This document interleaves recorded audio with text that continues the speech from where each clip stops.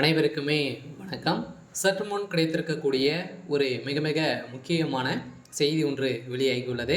சற்று முன் உதயநிதிக்கு எதிராக ஜபார் சாதிக் வாக்குமூலம், பரபரப்பு தீர்ப்பு, இது மாதிரி செய்திகள் வெளியே இருக்குது. ஏற்கனவே அமலாக்கத்துறை கஸ்டடியில் அமலாக்கத்துறை வழக்கு பதிவு பார்த்தீங்கன்னா ஜபார் சாதிக் அவர்களுடைய வழக்கை ஜாமீன் கேட்டு மேல்முறையீட்டு இட்டிருந்தாங்க. இந்த நிலையில் அதிரடியாகவும் பார்த்தீங்கன்னா இப்போ நீதிமன்றம் சதுரடியாக இவருக்கு ஜாமீன் கொடுக்கணும் அப்படின்றான். இவர்கள் பார்த்தீங்கன்னா இவர் வாக்குமூலம் கொடுக்கப்படும் அப்படின்ற மாதிரி இப்போ பார்த்தீங்கன்னா அதிரடியாக ஒரு நீதிமன்றம் ஒரு பரபரப்பான தீர்ப்பு வழங்கியிருக்காங்க. ஏற்கனவே ஜபார் சாதிக் அவர்கள் போதைப் பொருள் கடத்தல் வழக்கில் அதிரடியாக கைது செய்யப்பட்டு இப்போ அமலாக்கத்துறை கஸ்டடியில் தான் இருக்காரு. இவருடைய வழக்கை இப்போ பார்த்தீங்கன்னா நிலவில் இருக்குது. இந்த நிலவின் அடிப்படையில் இப்போ அதிரடியாக ஜபார் சாதிக் கொடுத்த வாக்குமூலத்தின் அடிப்படையில் உதயநிதியுடைய கதை ஒட்டுமொத்தமாக மாறி இருக்கு.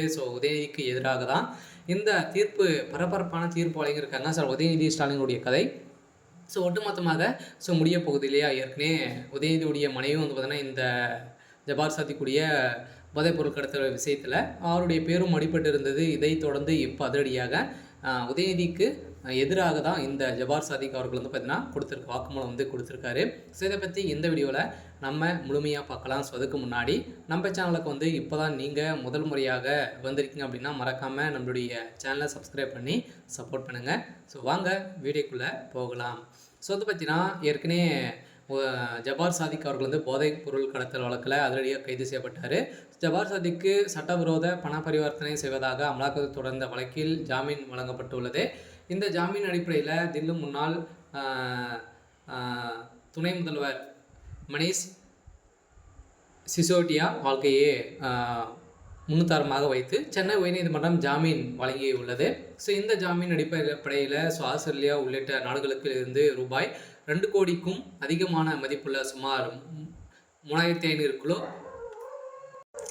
போதைப்பொருள் கடத்தலில் ஈடுபட்டதாக கூறப்பட்ட வழக்கில் திரைப்பட தயாரிப்பாளருமான திமுக முன்னாள் நிர்வாகியுமான ஜபார் சாதிக்கை மத்திய போதைப்பொருள் கடத்தல் தடுப்பு பிரிவினர் கடந்த ஆண்டு மார்ச் 9ஆம் தேதி கைது செய்யப்பட்டிருந்த நிலையில் டெல்லி திகார் சிறையில் அடைக்கப்பட்டுள்ளார். ஜபார் சாதிக் மீது சட்டவிரோத பண பரிவர்த்தனை சட்டத்தின் கீழ் அமலாக்கத்துறை வழக்கில் செய்து இந்த நிலையில் போதை கடத்தல் வழக்கில் ஜபார் சாதிக்கு பல்வேறு நிபந்தனைகளுடன் டெல்லி போதைப்பொருள் நெருப்பு சிறப்பு நீதிமன்றம் 1 லட்சம்